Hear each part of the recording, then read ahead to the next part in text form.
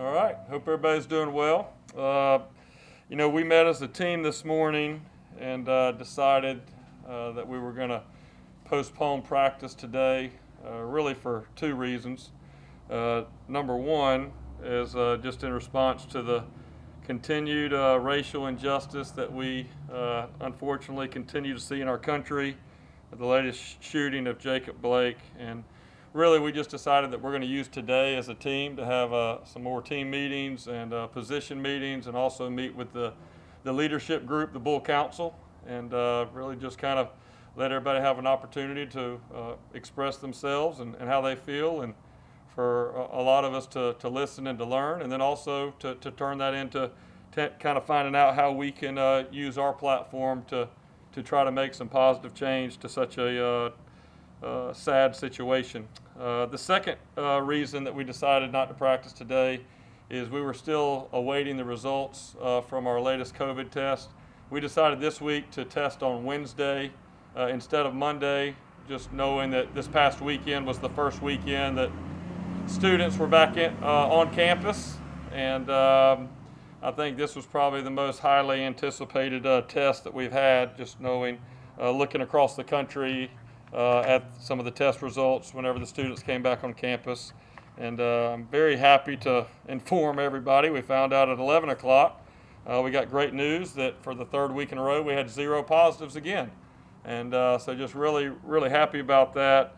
And really want to compliment our players and coaches, and especially our training staff, because it is an extra level of responsibility and discipline to follow in such a difficult time. And you can just see everything that's going on in different places. And I think our young men and our support staff, training staff, are really handling it about as good as anybody out there in the country.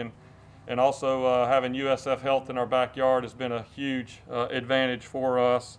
But this is not just something that ends today. It's every single day, and it's going to continue all year long. So we must continue to stay vigilant, be careful each and every day. And as always, our number one priority is keeping our young men and staff and everybody around safe. On a roster update, unfortunately, linebacker Tavion Gray is no longer with the team due to a violation of team rules, and we wish him the best in the future. And then the exciting news of the day came out a little while ago with the announcement of our 3-game series with Notre Dame, with the first game being September 19th, playing up at South Bend. And I see him in the back here. Special shout out to our Director of Athletics, Michael Kelly, for his work in securing this 3-game series. And I know without a doubt that his relationship with Notre Dame's Director of Athletics, Jack Swarbrick, played a huge role in this. And you could see who they've played in the past non-conference schedules. It's a very, very small, short list. And I think this is just another example, 1001, while we're so fortunate to have Michael as our leader of our athletics program. This is going to be a great opportunity for our university, for our program, and for our student athletes to get great exposure and play on one of the biggest stages in all of college football. I know for myself personally, just from a personal perspective, playing Notre Dame in South Bend has been on my bucket list since I was about 12 years old. I can remember when my father was coaching at Florida State, and FSU went and played at Notre Dame in 1993 in a big matchup. And I remember vividly sitting in my living room. I didn't get to go to the game, and it was probably on NBC, and watching that game and just seeing the atmosphere and everything involved with that. And Notre Dame ended up winning that game, but later on, I think the next week, Boston College beat Notre Dame, so Florida State got to go play and won the national championship that year. But really, from that time, kind of watching that game, I've always been intrigued with playing or coaching up there in South Bend. And, a few years ago at Clemson, they announced a 2-game series where Notre Dame was going to come to Clemson in 2015. And then Clemson was going to return to South Bend in 2020.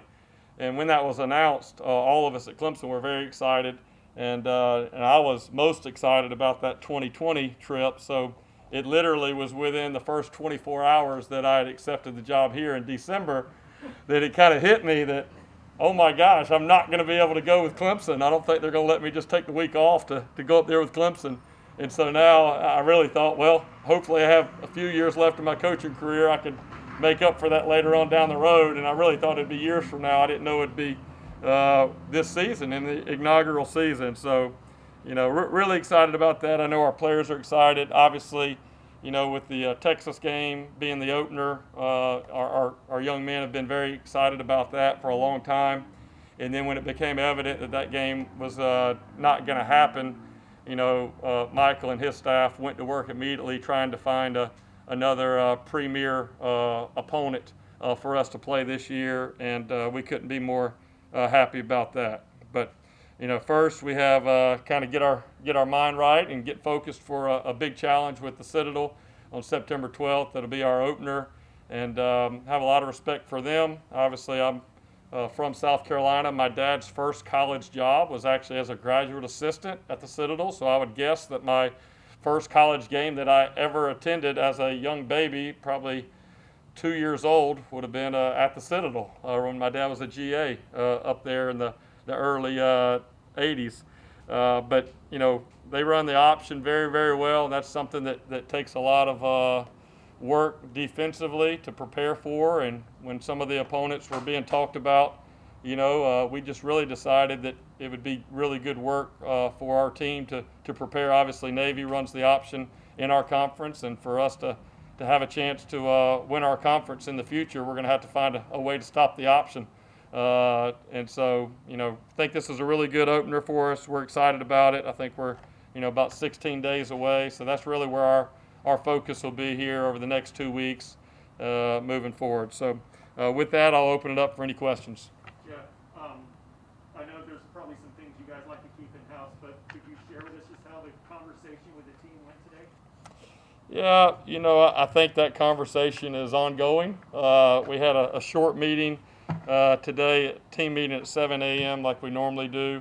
That was followed up by a meeting I had with some of the leadership of our team, and those meetings will continue this evening after they get done with their classes. So, I think the biggest thing that's important in this is for, these are real life situations that are going on.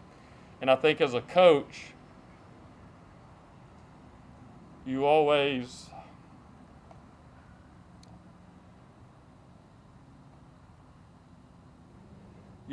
take pride in being able to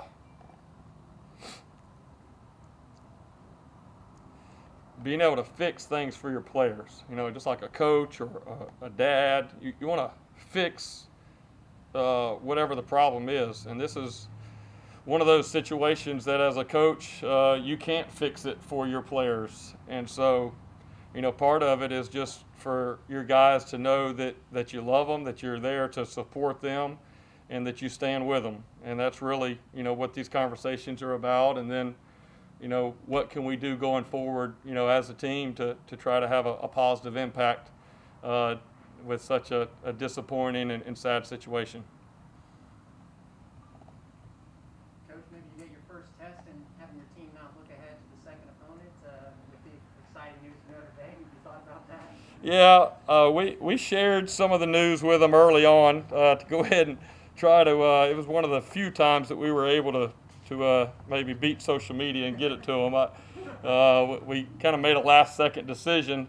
Actually, Charlie Weiss started getting some text messages from some of his connections up there at Notre Dame, and I talked to Michael and I said, all right, it's starting to leak out. And I told the guys last week in the locker room before we went out. But, I think our guys are just so excited with all the off season and, can you play? Are we not going to be able to play? All these type of things.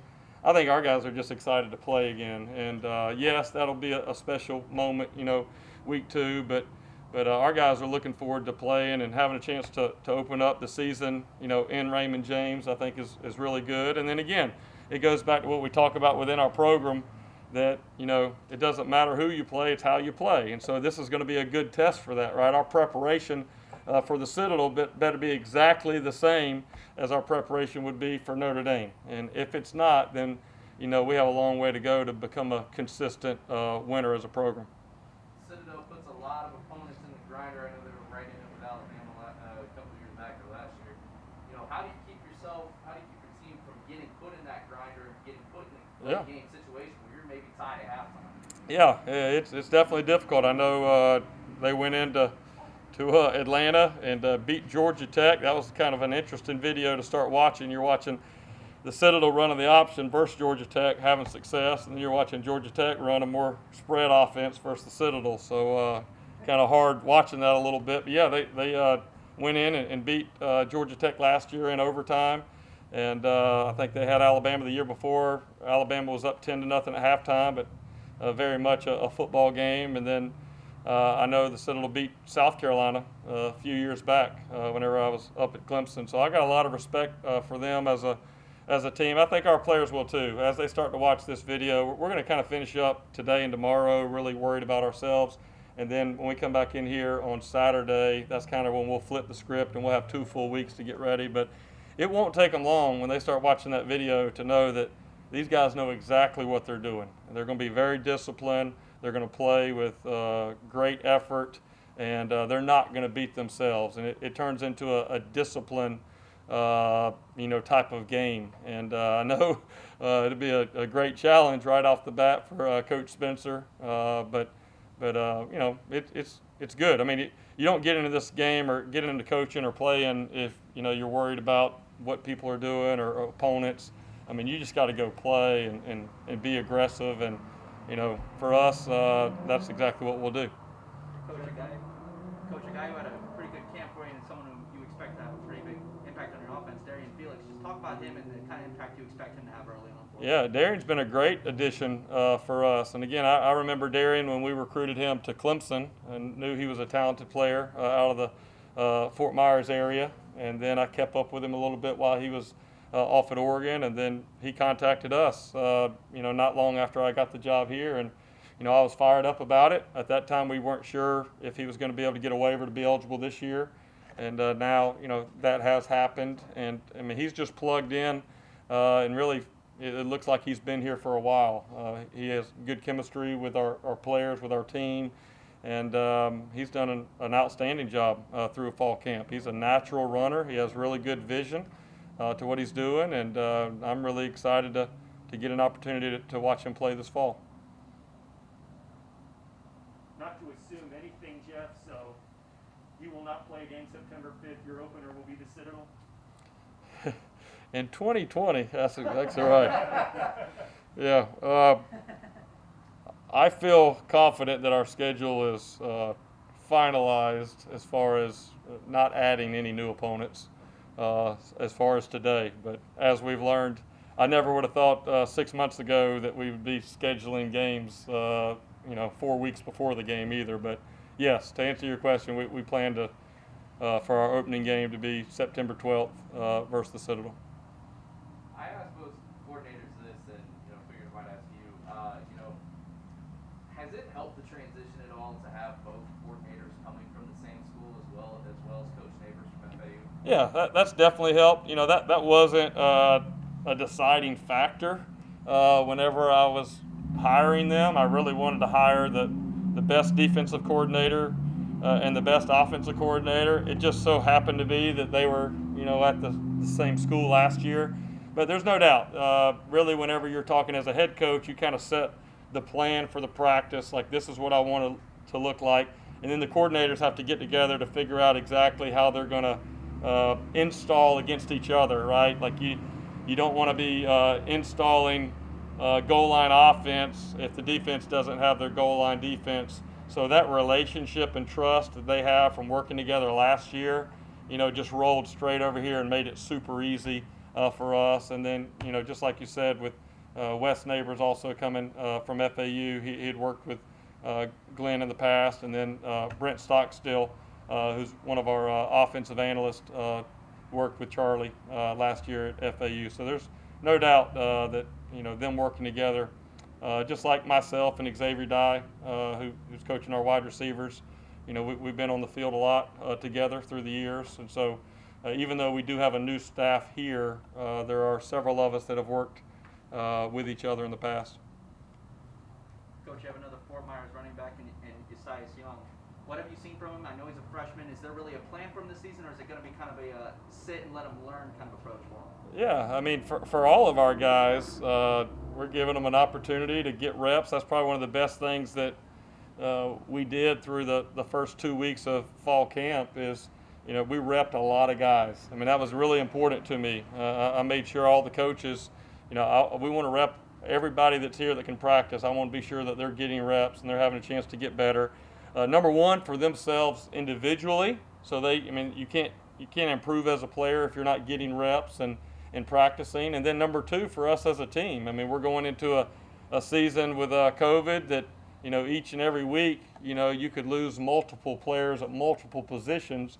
And so more than ever in college football, you need to have your entire roster ready to go, ready to play. So he's definitely, because he just got here, he's definitely, you know, at the back of the line. But he's done some really good things in the opportunities that he's gotten. And that's been one of the biggest messages. Hey, it's not about how many reps you get. It's about making the most of the reps when you get them. And be ready when your number's called. And so far, when his number's been called, he's been ready and done a really nice job for us. Jeff, now that you have an opponent on the 12th, does that kind of provide peace of mind or weight off your back, however you want to put it? Because now these next 2 weeks, do you have something specific to focus on? Yeah, I think there's a balance. Yes, you do feel good that you have an opponent and you're getting closer, but you also, as a coach, in the situation we're in now, you know there's no guarantees. Even though it's 2 weeks, it feels like it's a month, and there's a lot. I mean, that's why today, you know, this getting these COVID test results back today, this was really big. To me, this was the biggest test, knowing that our young men have been here now for several weeks, and then with students coming back and all these type of things, you know, this was going to be a good kind of litmus test, in my opinion, for us and our opportunity and chances moving forward. And so I am more confident than I've been in the past. But, you know, I tell our guys every day if we start meetings or go out to practice, like, there's no guarantee that we're going to be out here tomorrow. There's a lot of college players in other conferences that wish that they had an opportunity to continue to play this fall. So we got to take every day, you know, and make the most of it. But to answer your question, yes, knowing who our opponent is, and now all of a sudden transitioning, watching video of an opponent, game planning, that's kind of the next stage for our staff and our players, and something everybody's looking forward to.